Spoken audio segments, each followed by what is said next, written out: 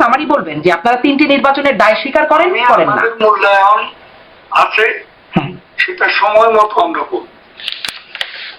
আচ্ছা, সময় দেশের মাটিতে রাজনীতি করে দেশের জনগণের জন্য, জনগণের কাছে কোনো ভুল স্বীকার করতে আমাদের কোনো এ ব্যাপারে কোন প্রকার অস্বীকৃতি থাকবে।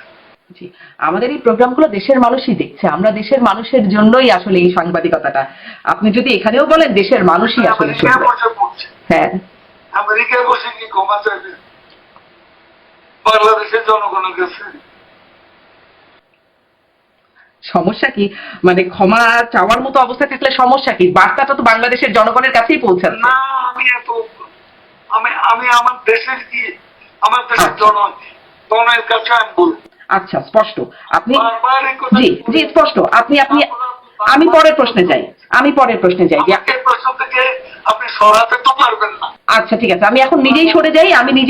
আপনি দেশের জনগণের কাছে গিয়ে যখন ক্ষমা চাইবেন তখন আমরা নিশ্চয়ই দেখবো যে কেন ক্ষমা চাচ্ছেন, কতটা ক্ষমা চাচ্ছেন বা আদৌ চাচ্ছেন কিনা। আপনারা দেশে যাবেন সাথে সাথে হ্যাঁ একটা রাজনৈতিক দল হিসাবে অন্য যারা নির্বাচনের নামে প্রহসন করে তাদেরকে কি আপনি বলবেন না ক্ষমা চাইতে? বলবেন কি না? জি, মানে তাদেরকে তো আমাকে বলছেন, তাদেরকে কেন বলছেন? তাদেরকে তো না না না, সাহস কেন থাকবে না? তাদেরকে তো এতদিন ধরে বলেই এসেছেন, আপনারা তো বলেই এসেছেন, আমরাও জিজ্ঞাসা করেছি যে আপনারা নিজেরা যেটা করতে পারেন নাই, আপনারা নিজেরা তত্ত্বাবধায়ক সরকার দিতে চান নাই, এখন নিজেরা কেন চান? এই প্রশ্নগুলো তো আমরা বারবার তখনও করেছি। এখন আপনাদেরকে তো এই জবাবগুলো দিতে হবে যে 3টি নির্বাচন আসলে আপনারা কি করলেন। যাই হোক, এটা আপনি বলেছেন, আপনি দেশে ফিরে ক্ষমা চাইবেন।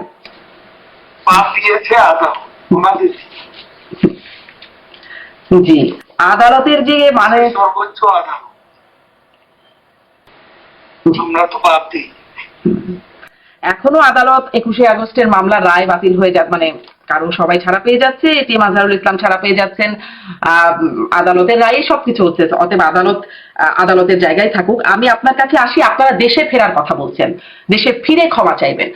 দেশে আপনারা ফিরবেন কিভাবে, কখন, সেই পরিকল্পনাটা কি? যদি জিজ্ঞাসা করি যে সম্প্রতি আব্দুল হামিদ সাবেক রাষ্ট্রপতি, তিনি চিকিৎসার জন্য বাইরে এসে তখন অনেক আলোচনা হলো, 1 মাস পরে তিনি দেশে ফিরে গেলেন।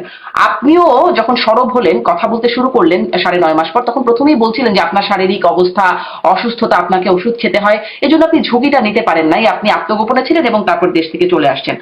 আব্দুল হামিদ 80 ঊর্ধ্ব একজন ব্যক্তি, তিনি সাহস করে দেশে ফিরতে পারলে আপনারা সেই সাহসটা পাচ্ছেন না কেন?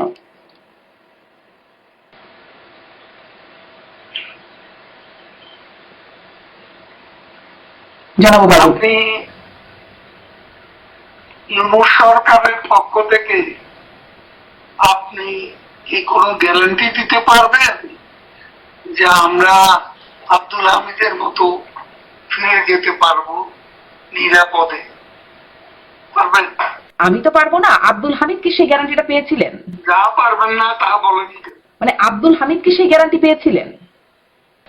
আব্দুল হামিদের সাথে এটা মিলিয়ে গেলাম, এটা আপনিও বুঝেন আমিও বুঝি না। আমি একদম 80 বছরের বেশি, 83-84 বছর উনার বয়স, উনি খুবই অসুস্থ মানুষ। এখন উনার সাথে আজকে তোফায়েল আহমদ, আমাদের একসময় ডাক সাইডের নেতা, তিনি আজকে স্মৃতিশক্তিও হারিয়ে ফেলেছেন, একদম বিছানায় শুয়ে আছে। তো এদের সাথে তুলনা করে তোলা,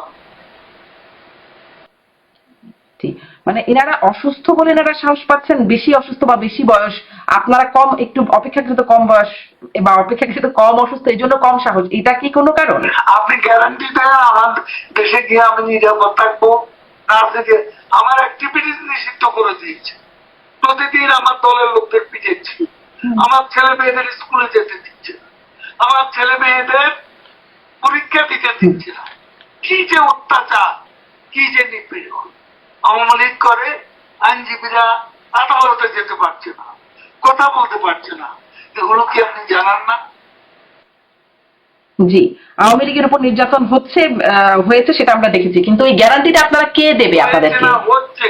জি, এই ইটস এ কন্টিনিউয়াস এজেন্ডা।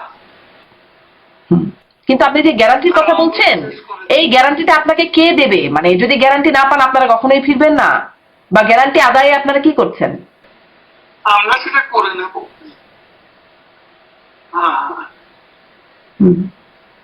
কিভাবে করে নেবেন? মানে যদি খোলা না থাকে আমরা পথ করে নেব, কারণ আমরা রাজনীতি করি। সেই পথটা কিভাবে করে নেবেন? আপনি একটা ইন্টারভিউতে ব্যাপার আপনাকে, আচ্ছা, আপনারা কৌশলও বলবেন না। আপনি বলছেন, বলবো আচ্ছা ঠিক আছে, আপনাদের আরেকটা কৌশল নিয়ে বাংলাদেশের রাজনীতি দুয়ার যখন অবরুদ্ধ তখন তো আমাকে কৌশল করতেই হবে। আমার এত নেতা কর্মী জেলে, আজকে লক্ষ লক্ষ কর্মী বাড়িঘর ছেড়ে পথে পথে ঘুরছে। তারপর আমরা যারা অনেকে দেশের বাইরে, আমরা কি আমাদের স্বদেশে প্রত্যাবর্তন করব না? সেটা নাকি বাংলাদেশের লোক? এখন আপনি ভোট করেন, কত পার্সেন্ট লোক শেখ হাসিনার পক্ষে? আমি তো মনে করি বেশিরভাগ মানুষ। সেই সুযোগটা তো পাবলিক পাবে না, সেই ভোট তো হবে না। যে ভোটে আপনি আমাদেরকে, যে ভোটের জন্য দোষী সাব্যস্ত করেন, বাংলাদেশে তো একটা নোংরা ভোটাভুটি হতে যাচ্ছে, আর এটা কোনো ঠিকও নেই।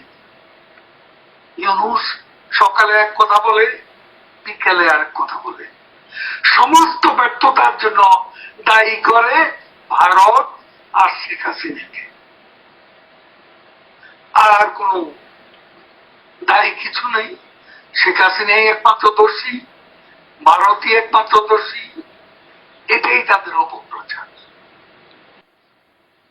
তো এখন রাখি না, আরেকটু কথা আছে। আপনি কৌশলের কথা বলছিলেন, আমরা দেখলাম সম্প্রতি ডক্টর ইউনূসের যুক্তরাজ্য সফর নিয়ে একটু কথা বলি, যে সেখানে আমরা দেখলাম টিউলিপ সিদ্দিকী, তিনি শেখ হাসিনার ভাগ্নি শেখ রেহানার মেয়ে, তিনি ডক্টর ইউনূসের কাছে একটা চিঠি লিখেছেন তার সাক্ষাৎ প্রত্যাশা করে, যেখানে তিনি তার বেশ প্রশংসা করছেন, তার ভূমিকাকে, ঐতিহাসিক ভূমিকায় তিনি অনুপ্রাণিত, জনকল্যাণে তার ভূমিকার কথা স্বীকৃতি করছেন, মানে এরকম বেশ প্রশংসা করে একটা চিঠি লিখেছেন। অন্যদিকে সাবেক প্রধানমন্ত্রী শেখ হাসিনার পুত্র সজীব অজের জয়, তিনি ফেসবুকে একটি পোস্ট শেয়ার করেছেন যে কেন ব্রিটিশ প্রধানমন্ত্রীর ডক্টর ইউনূসের সাথে দেখা করা উচিত না, তিনি নানান কারণে নেতিবাচক ভূমিকা, আওয়ামী লীগকে নির্যাতন, মানবাধিকার লঙ্ঘনের ঘটনা, এই বিষয়গুলোকে উল্লেখ করে।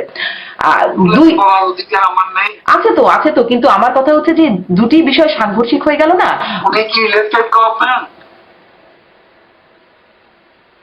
না, ইলেক্টেড গভর্নমেন্ট না, কনস্টিটিউশনাল গভর্নমেন্ট। তাহলে এখানে সমালোচনা করে সজীব ওয়াজেদ জয় কি ভুল করেছে? মানে তাহলে এই দুটো থেকে তাকে তাকে একেবারে বিনে অপরাধে তার উপর একটা শাস্তি চাপিয়ে দেওয়া হচ্ছে, এবং ইউনূস নিজে ব্যক্তিগতভাবে বঙ্গবন্ধু পরিবারের বিরুদ্ধে টিউলিপ সিদ্দিকী এবং সাইমন ওয়াজের পুতুল, আজকে তিনি আঞ্চলিক ডিরেক্টর ওয়ার্ল্ড হেলথ অর্গানাইজেশনের, সে প্রতিষ্ঠানের কাছে চিঠি দিয়ে উনি নাকি একজন নোবেল লরিয়েট, শান্তির নোবেল লরিয়েট, অশান্তির কারিগর। তিনি হচ্ছেন শান্তির নোবেল পেয়েছিলেন। জি জি, আপনারা ডক্টর ইউনূসের সমালোচনা করতেই পারেন, কিন্তু আমার প্রশ্নটা হচ্ছে যে বঙ্গবন্ধু পরিবারের কথা বলছেন, পরিবারের দুই সদস্য টিউলিপ সিদ্দিকী প্রশংসা করে সাক্ষাৎ চাইছেন, আর সজীব অজের জয় তিনি সাক্ষাৎ না করে, সমালোচনা করে সাক্ষাৎ যেন না দেন ব্রিটিশ প্রধানমন্ত্রী, সেজন্য বলছেন। মানে দুটিতে সম্পূর্ণ বিপরীত অবস্থান। আপনি কৌশলের কথা বলছিলেন।